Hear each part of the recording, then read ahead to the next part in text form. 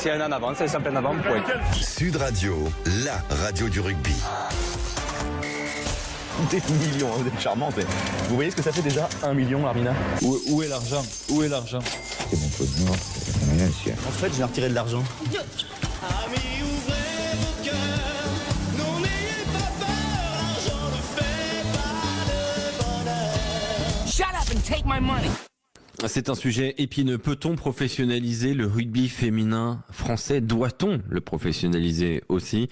C'est vrai qu'on est généralement le vendredi dans un contexte de match où tout va très vite. Ce soir, on prend le temps de poser des questions de fond du rugby français. Et il faut le dire, les Bleus ont montré qu'elles pouvaient rivaliser avec les Anglaises professionnelles lors du tournoi Destination avec un match exceptionnel à Twickenham devant plus de 40 000 personnes. La Coupe du Monde arrive.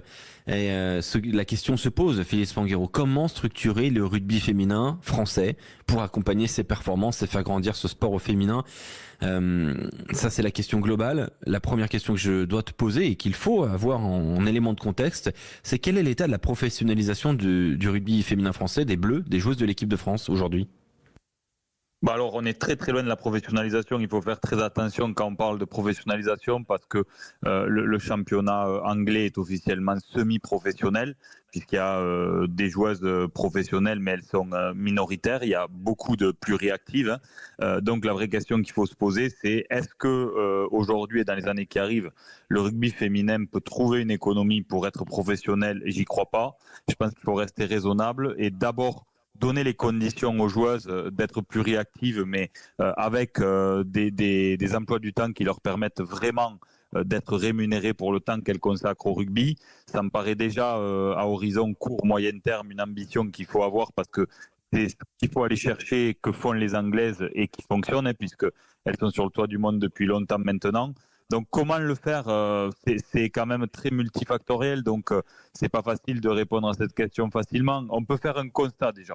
On peut faire le constat que le rugby féminin français, à l'échelle de ce qui nous concerne, a du mal à faire redescendre dans son économie de club l'engouement qu'on peut connaître pour l'équipe nationale. Vous avez aujourd'hui des stades pleins. Vous avez des audiences qui sont quand même exceptionnelles puisque les audiences du dernier tournoi Destination sont tombées et donc c'est 1,6 million de téléspectateurs en moyenne pour les premiers matchs du tournoi. C'est bien plus que le foot par exemple. Oui, c'est bien plus que le foot. Plus de 2 millions pour la finale. Donc aujourd'hui, quand vous avez sur le papier un sport qui est capable de faire 2 millions de téléspectateurs et qui est capable de réunir en moyenne près de 20 000 personnes dans des stades avec des billets payants, hein, bien sûr, ben, vous vous dites qu'il y a une économie pour au moins semi-professionnaliser, voire même professionnaliser. Le vrai problème, c'est que cet engouement, on n'arrive pas pour l'instant à le retranscrire dans l'économie des clubs. Ça, c'est un vrai sujet. Comment l'expliquer? Parce que d'un côté, il y a le diffuseur du rugby de l'équipe de France, du 15 de France féminin, France Télévisions, qui fait à mon sens un travail énorme en termes de diffusion, en termes de reportage. Enfin, vraiment, le travail il est superbe de la part de France Télévisions. Il y a beaucoup de médias qui ont un amour du rugby, qui font aussi le travail, dont Sud Radio, et j'ai aucun problème à le dire. Il y a les joueuses qui vont chercher des performances. Il y a Canal+ qui diffuse des matchs de championnat. Alors qu'est-ce qu'il manque pour que le ruissellement fonctionne, Philippe? Il manque le maillage pour moi, en grande partie, ce qui explique cette donnée de l'équation, c'est le maillage, parce que en réalité, quand vous comparez le rugby français féminin aux grands sports français féminins qui ont réussi au moins à structurer un projet semi-professionnel, voire professionnel, quand je vous parle de sports comme le hand, comme le basket, comme le volley, où il y a un vrai modèle au moins semi-professionnel pour le sport féminin, ben vous vous rendez compte qu'en fait, il y a beaucoup plus de licenciés. Donc en fait, le travail de la fédération, il est assez identifié là-dessus. Il commence à porter ses fruits puisqu'il y avait 22 000 joueuses il y a seulement quelques années. La dynamique de croissance est assez impressionnante. On est presque à 50 000 licenciés aujourd'hui, avec une ambition d'arriver à 100 000 licenciés d'ici 5 ou 6 ans. Et donc là, ça va aider à structurer tout ça et à générer une économie qui soit un peu plus forte. Mais aujourd'hui, le rugby féminin est trop loin des grands sports qui peuvent se permettre d'avoir une économie semi-professionnelle dans leur club. Voilà en grande partie pour moi la problématique du rugby français aujourd'hui pour les filles. Donc, tu réponds déjà un petit peu à ma question, mais est-ce que l'évolution du rugby français féminin passe par une professionnalisation, même si elle est progressive? Bien sûr, une semi-professionnalisation. Aujourd'hui, le modèle est assez simple. Vous avez 32 joueuses sous contrat avec la fédération qui vivent du rugby avec un barème financier lié à l'ancienneté en équipe de France. Alors, 32 ça, c'est pourquoi 50 000 licenciés? Quelque chose comme ça? 32 pour 40 000 50 000 licenciés, c'est exactement Ouais, ça. Donc ensuite, vous avez quelques filles qui sont défrayées par leur club. Mais aujourd'hui, quand vous regardez l'économie du rugby de la première division française, de l'élite, vous avez des budgets de clubs moyens entre 350 et 400 000 euros. Ça équivaut à des budgets moyens de clubs de 6 ou 7e division française. Donc, on est très très loin du compte. Et c'est ça tout le paradoxe. C'est-à-dire qu'en 7e division française, vous faites 400 ou 500 spectateurs de moyenne et l'équipe de France féminine est capable de remplir des stades de 25-30 000 personnes en fonction des affiches. Et donc, voilà aujourd'hui ce qu'il faut qu'on arrive à gommer. Alors, le travail est en train de se faire. Pour ça, je le répète, mais je fais le lien avec ce qu'on disait pour le rugby à 7 tout à l'heure. Il faut des diffuseurs. Impérativement. Et ça, aujourd'hui, la Fédé l'a dealé avec la... J'ai l'impression que les diffuseurs sont prêts. J'ai l'impression. Oui, mais non, mais les diffuseurs sont prêts. Donc, Canal commence à jouer le jeu de façon assez régulière. France 4 aussi va diffuser la finale de notre championnat féminin. Donc, mais il faut que tout ça se mette en forme. Aujourd'hui, le rugby anglais, on se compare au rugby anglais, ils ont un diffuseur qui diffuse une affiche par week-end. Ils ont ensuite tous les matchs diffusés sur une plateforme digitale. Ils ont un naming de leur compétition avec Allianz. Donc, ils ont des revenus générés par ce qui se passe sur le terrain par les filles. Nous, aujourd'hui, on n'a pas de revenus.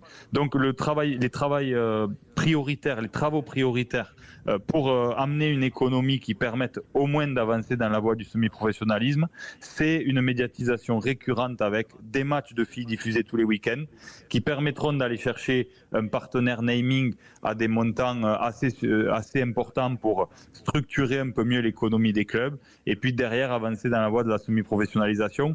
Mais de toute façon, le rugby est au même rang et logé à la même enseigne que toutes les grandes fédérations, que tous les grands sports. Aujourd'hui, dans tous les grands sports, on se rend compte que le relais de croissance, c'est les filles. Voilà. On est un peu au taquet de ce qu'on peut faire en termes de licenciés sur les garçons. Et on voit que les grosses progressions en termes de licence, c'est les filles. Pourquoi c'est important? C'est pas important que pour la santé des fédérations. C'est important parce que quand vous avez beaucoup de licenciés dans votre fédération, entre filles et garçons, ben vous êtes plus séduisant pour aller voir des partenaires privés en disant voilà aujourd'hui notre audience, voilà ce qu'on est capable de capter sur le territoire, voilà ce qu'on draine dans tous les territoires tous les week-ends. Et donc, plus on a de licenciés, plus on a d'impact, plus ça se monnaie. Philippe, on sait que les États-Unis vont lancer a priori un championnat professionnel féminin de rugby quand même. On attend de voir exactement comment il va s'organiser, mais le projet est très avancé. Aux États-Unis, en termes de football, il y a une ligue professionnelle qui est entièrement professionnelle, c'est-à-dire qu'aujourd'hui, on a la chance. Nous de pouvoir venir à Los Angeles notamment pour le Seven, vous allez voir les terrains de foot, les terrains de rugby, il y a autant de filles que de garçons en fait sur les terrains de sport. Il y a un côté très avenant du sport vers les filles et moi ça me fait écho. Alors je vais peut-être utiliser des mots forts, mais voilà, on va en discuter. Philippe, je me pose la question, est-ce qu'il y a un manque de moyens déployés par le sport français, par le rugby français pour les filles? Est-ce qu'il y a de la misogynie des dirigeants du rugby français de club pour la très très grande majorité masculin qui ont l'air de regarder plus à la dépense quand il s'agit de rugby féminin au lieu du rugby masculin? On rappelle que le top 14 par exemple c'est 598 millions de chiffre d'affaires, mais il n'y a que 4 clubs sur 10 qui sont dans le positif. Vous avez un club comme Toulon aujourd'hui qui annuellement présente des chiffres de déficit à hauteur de 8 à 9 millions d'euros. A priori ça pose pas de problème de perdre de l'argent, alors pourquoi ne pas le mettre dans une section féminine? Moi la section féminine du RCT on n'en entend pas parler. Donc est-ce qu'il faut imposer est-ce qu'il faut imposer l'expansion du rugby français au club de top 14 par exemple? Est-ce qu'il faut les faire endosser eh bien, la professionnalisation ou la semi-professionnalisation par voie express, par l'argent qu'il y a, par le mécénat du rugby français qui existe. Est-ce qu'on ne doit pas imposer ça par la Ligue nationale de rugby et le rugby français? Je sais que c'est un sujet, c'est balancé un peu comme ça, un pavé dans la barre, mais est-ce qu'il n'y a pas moyen de faire quelque chose autour de ça? Alors, c'est une question qu'on peut se poser. Après, il faut faire attention à ce genre de constat. Parce que d'abord, on peut avoir le débat. Aujourd'hui, le rugby anglais est structuré avec des sections féminines quasiment toutes adossées à des clubs de premiership anglaise. Alors, ça paraît bien, et pour l'instant, c'est bien, parce qu'elles bénéficient des infrastructures des garçons beaucoup plus facilement que dans le rugby français. Mais ensuite, regardez ce qui se passe dans le foot français. Aujourd'hui, il y a une crise liée aux droits télé. Et tous les clubs qui ont des sections féminines sont en train de se dire on réduit la voilure en priorité sur le féminin. Pourquoi? Bah ouais, mais ça tu veux que je te dise, ça me débecte. Ça, c'est vraiment, c'est toujours les filles qui trinquent. C'est un truc de dingue quand même. Mais honnêtement, et sans aucune misogynie, il faut quand même aussi avoir une forme de raison et de se mettre à la place des gens qui dépensent de l'argent.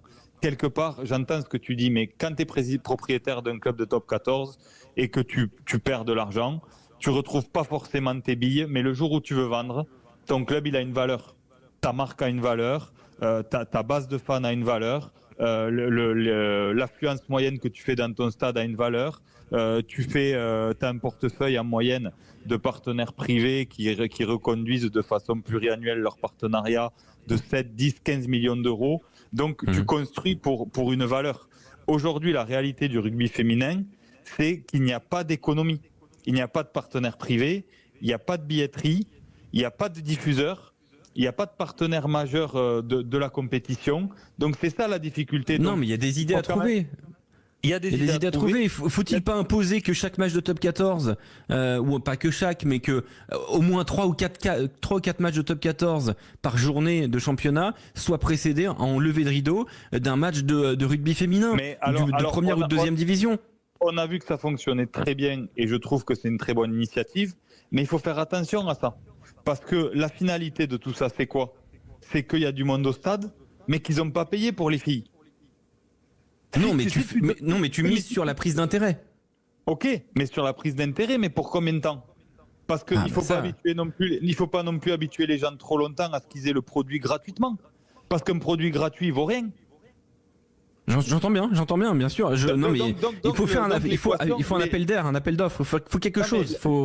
L'appel d'air, il est en train de se faire. En plus, on a des têtes d'affiche dans cette équipe de France. Il y a quand même des filles qui sont formidables avec des parcours pro à côté. Enfin, honnêtement, c'est quand même assez exceptionnel ce qu'elles font parce que pour la plupart, elles sont même pas semi-pro, elles sont amateurs. Elles s'entraînent 3 fois par semaine. Elles ont des contraintes liées au rugby qui sont très importantes.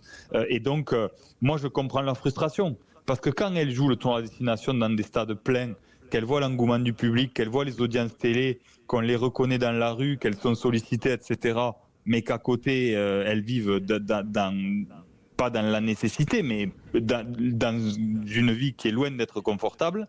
Elles prennent des jours de congé pour s'entraîner. Je comprends qu'elles se demandent un peu à quel monde elles appartiennent. Et donc c'est un vrai sujet, mais qui dépasse le cadre du rugby complètement. Aujourd'hui, je reviens au sujet du foot, mais quand vous voyez des clubs professionnels de foot qui ont les sections féminines qui ferment, et les clubs qui prennent la décision d'arrêter les sections féminines, c'est une marche arrière qui est assez terrible. Donc aujourd'hui, concrètement, le rugby français va dans le bon sens. Moi, je pense que le risque du rugby français, c'est de parler de professionnalisation. Il faut faire attention aux mots. Le rugby français féminin n'est pas du tout prêt à ça. Et dans un avenir court et moyen terme, essayons de tendre vers une semi-professionnalisation, d'avoir 150, 200 joueuses qui vivent en partie du rugby. Et déjà, on va hausser le niveau de notre national et on ira beaucoup plus facilement concurrencer les Anglaises. Il faut enclencher, il faut que quelque chose enclenche. Et on espère que ce sera le plus vite possible pour les amoureuses de rugby, les amoureux de rugby.